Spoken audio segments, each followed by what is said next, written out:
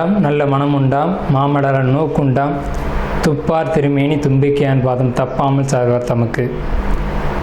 இப்போ நம்ம இந்த வீடியோவில் பார்க்கக்கூடிய தலைப்பு குரு பெயர்ச்சி 2026.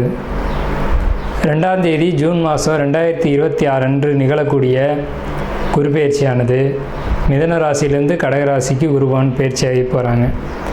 அந்த கடகராசி அப்படிங்கிறது குருபவனுக்கு உச்ச வீடு. ஸோ அந்த உச்ச வீட்டுக்கு குருபவன் போகும்போது தன்னுடைய முழு வீச்சில் நன்மைகளை அனைத்து ராசிகளுக்குமே கொடுப்பார். அதில் குறிப்பிட்டு சொல்லணும் அப்படின்னா ரிஷபம், மிதுனம், கடகம், சிம்மம், துலாம், தனுசு, கும்பம், மீனம் இந்த 8 ராசிகளுக்கும் முழுமையான நற்பலன்களை அதிகப்படியாக கொடுத்துட்டு மற்ற ராசிகளை 4 ராசிகளை தீமைகளை கொடுக்க போகிறது இல்லை. ஆனால் இந்த ராசிகளுக்கு கொடுக்கக்கூடிய முழு சுப பலன்களை அவங்களுக்கு கொடுக்கறதுல கொஞ்சம் தாமதப்படும், அவ்வளோதான்.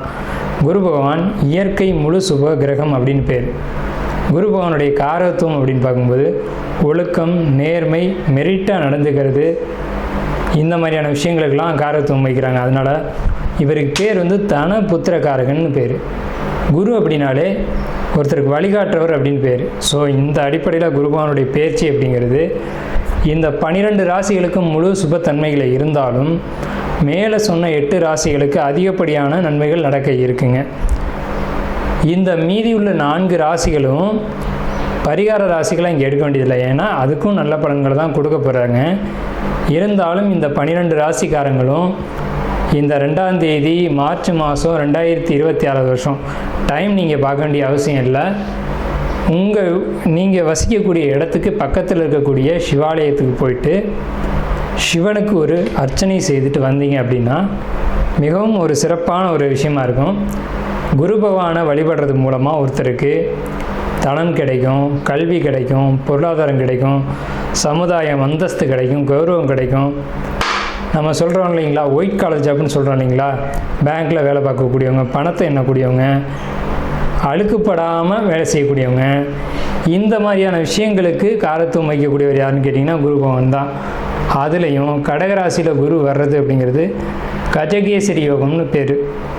கஜகேசரி அப்படின்னா 100 யானைகள் சண்டையிட வரும்போது ஒரு சிங்கம் எதிர்த்து போட்டிட்டு அந்த 100 யானைகளையும் விரட்டி தள்ளுறது அப்படின்னு பேர். ஸோ இப்படிப்பட்ட கஜகேசரி யோகத்தில் நிகழக்கூடிய இந்த குரு பெயர்ச்சி 2026ஆம் ஆண்டு அப்படிங்கிறது 12 வருஷத்துக்கு ஒரு முறை ஒரு சிறப்பு வாய்ந்த ஒரு வருஷமாக இருக்கும். இதுக்கு பிறகு இன்னொரு 12 வருஷம் கழித்து தான் இந்த ஒரு சிறப்பான ஒரு குரு பெயர்ச்சி அப்படிங்கிறது நிகழும். ஸோ உங்களுக்கு இந்த குரு பெயர்ச்சி கடகராசிக்கு பயிற்சி ஆகுது. குரு பலன் அப்படின்னு பார்க்கும்போது சந்திரன் என்ற வீட்டுக்கு, அதாவது கடகராசிக்காரங்களுக்கு அல்லது ரிஷபராசிக்காரங்களுக்கு, மேலே சொன்ன இந்த 8 ராசிக்காரங்களுக்கும் குரு பலன் அப்படிங்கிறது வந்துடும். ஸோ குரு பலன் வந்துருச்சு அப்படின்னாலுமே திருமணம், குழந்தை பாக்கியம், பொருளாதாரம், வேலைவாய்ப்புகள் போன்ற அனைத்து விதமான சுபகாரியங்களும் நடக்கும். சுபகாரியம் நடக்கணும் அப்படின்னா குரு பலன் வேணும். சந்திரன் என்ற வீட்டுக்கு குரு வர்றது, அவர் வீட்டுக்கு சந்திரன் என்ற வீட்டுக்கு 2ஆம் வீட்டில் குரு வர்றது, சந்திரன் என்ற வீட்டுக்கு 5ஆம் வீட்டில் குரு வர்றது, சந்திரன் என்ற வீட்டுக்கு 7ஆம் வீட்டில் குரு வர்றது.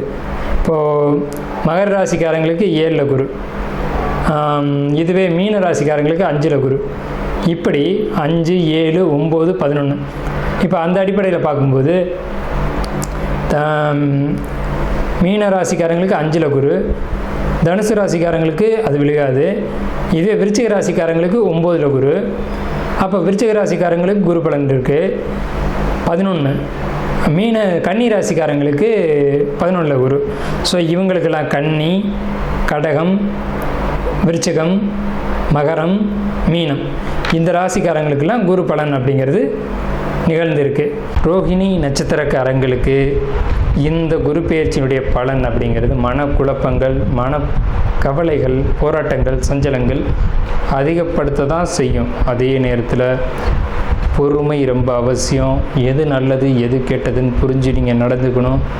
தேவையில்லாமல் ஒருத்தர் மீது கோவப்படுறதை குறைச்சிக்கணும். உங்களுடைய முயற்சிகள் எல்லாம் வெற்றி அடையும். அடுத்தடுத்த முயற்சிகள் அடுத்தடுத்த வெற்றிகளை கொடுத்துக்கிட்டே வரும். வெற்றிகளை மட்டுமே கொடுத்துக்கிட்டு வருது அப்படிங்கிறதுனால நீங்கள் எடுக்கக்கூடிய எல்லா முயற்சிகளும் சரி அப்படின்றதுக்கு இல்லை. சில தவறான பாதைகளையும் நீங்கள் செல்லக்கூடிய வாய்ப்புகள் உள்ளது. எந்த காரியத்தையும் நீங்கள் ஒரு முறைக்கு இருமுறை ஆலோசித்து செய்வது நல்லது. தான் அப்படின்ற எண்ணம் இல்லாமல் அடுத்தவர் ஆலோசித்து செல்வது நல்லது. எல்லா காரியங்களும் வெற்றியடையும். பொருளாதார முன்னேற்றங்கள் அப்படிங்கிறது மிகப்பெரிய அளவில் கண்டிப்பாக உங்களுக்கு வருமானங்களும் அதிர்ஷ்டங்களும் பொருளாதார வெற்றிகளும் உங்களுக்கு காத்துக்கிட்டு இருக்கு.